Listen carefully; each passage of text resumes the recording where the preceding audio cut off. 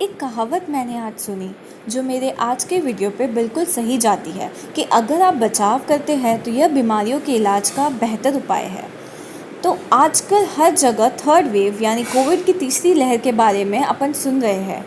बड़ों में कोविड के प्रिकॉशंस और प्रिवेंशंस के बारे में मैं ऑलरेडी अपने एक पहले वीडियो में बता चुकी हूँ।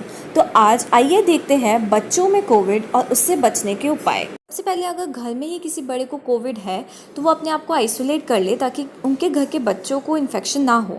दूसरा सबसे बड़ा फैक्टर है जो बच्चे ओबीज होते हैं, जिनकी बॉडी में फ़ैट बहुत ज़्यादा होता है, क्योंकि इन्हें सबसे ज़्यादा रिस्क है कोविड इन्फेक्शन होने का। ऐसे बच्चों को अपना डाइट हेल्दी और बैलेंस रखना चाहिए, जंक फूड अवॉइड करना चाहिए, रेगुलरली एक्सरसाइजेस करनी चाहिए और फिजिकल एक्टिविटीज़ करते रहना चाहिए। तीसरा बहुत बड़ा फैक्टर है, अगर वो कहीं बाहर जा रहे हैं या फिर किसी से मिल रहे हैं तो उन्हें मास्क लगाना चाहिए और अपने हाथों को फ्रीक्वेंटली वॉश करते रहे ताकि वो इन्फेक्शन से बचे रहे। बच्चों में कोविड इन्फेक्शन कैसे पहचानें? सबसे अच्छा तरीका है, अगर आप अपने बच्चे की ब्रीदिंग रेट यानी वो 1 मिनट में कितनी बार सांस लेता है ये पहचान ले। ये चार्ट में जो वैल्यूज़ दी है, अगर इससे ज़्यादा आपके बच्चे की एज वाइज ब्रीदिंग रेट आती है तो उसे फास्ट ब्रीदिंग रेट कहेंगे और इसका मतलब होता है कि उससे कोविड इन्फेक्शन होने के चांसेस है और अलार्मिंग साइन है ये आपके लिए। सेकेंड पैरामीटर है SpO2 यानी आपके बच्चे का ऑक्सीजन लेवल।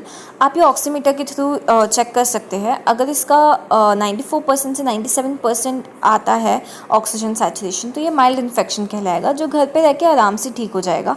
लेकिन अगर आपके बच्चे का ऑक्सीजन लेवल 94% से कम जाता है या 90% से कम जाता है, जो कि मॉडरेट और सिवियर कैटेगरी में आता है, तो इसमें आपको अपने बच्चे को हॉस्पिटलाइज करने की ज़रूरत पड़ती है ताकि उसका ऑक्सीजन लेवल मेंटेन रह सके। बट अगर आपका बच्चा 5 साल से छोटा है तो मैं SpO2 मेजरमेंट सजेस्ट नहीं करूँगी, बिकॉज़ बच्चों की फिंगर्स छोटी होती है और वो कोऑपरेट नहीं करते हैं, और अगर आप सोते टाइम उनका SpO2 लेंगे तो वो एरर बता सकता है। इसके साथ साथ अगर आपका बच्चा सांस लेते समय कोई आवाज़ भी आ रही है, आवाज़ भी करता है, या फिर उसकी आप देख रहे हो कि बहुत सुस्त हो गया है, एक्टिवनेस कम हो गई है, या उसको कोई झटके महसूस होते हैं, एबनॉर्मल मूवमेंट्स होते हैं, तो ये सब डेंजर साइंस होते हैं कि आप अपने बच्चे को जल्दी से डॉक्टर से कंसल्ट करके हॉस्पिटलाइज करें। और बाकी सिम्टम्स जैसे दस्त लगना, वॉमिटिंग होना, पेट में दर्द, रैशेस, बुखार आना, अराउंड 101 डिग्री तक जा सकता है किसी किसी बच्चों में बुखार, सुस्त होना, झटके आना, तो ये सब चीज़ें अलार्मिंग है कि आप देखिए उसके कोविड इन्फेक्शन के सिम्टम्स।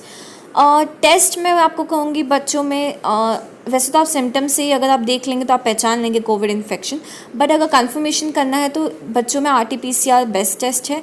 आपको और कोई भी टेस्ट कराने की ज़रूरत नहीं होती है बच्चों में, यानी जैसे ब्लड टेस्ट, CT स्कैन, ये कुछ भी कराने की ज़रूरत नहीं है। किसी बच्चे को माइल्ड इन्फेक्शन है तो वो घर पे ही ठीक हो जाएंगे। उनका आपको देखना है कि वो प्रॉपर नींद ले, हमेशा हाइड्रेटेड रहे, हेल्दी डाइट ले, और मेडिसिन में इन्हें पैरासीटामॉल मेडिसिन दी जाती है और वो भी वेट के अकॉर्डिंग 10 to 15 mg/kg। तो आपके पीडियाट्रिशियन से आप कंसल्ट करके इन्हें दीजिए। इनको कि अगर थोड़ी बहुत खांसी हो रही है तो आप इन्हें गुनगुना पानी से गार्गल्स करवा सकते हैं या शहद दे सकते हैं। इनमें कफ सिरप या कफ सप्लीमेंट्स अवॉइड की जाती है, एंटीबायोटिक्स जैसी दवाइयाँ अवॉइड की जाती है बच्चों। और इनका ऑक्सीजन सैचुरेशन आपको मेंटेन रखना है 94 के ऊपर।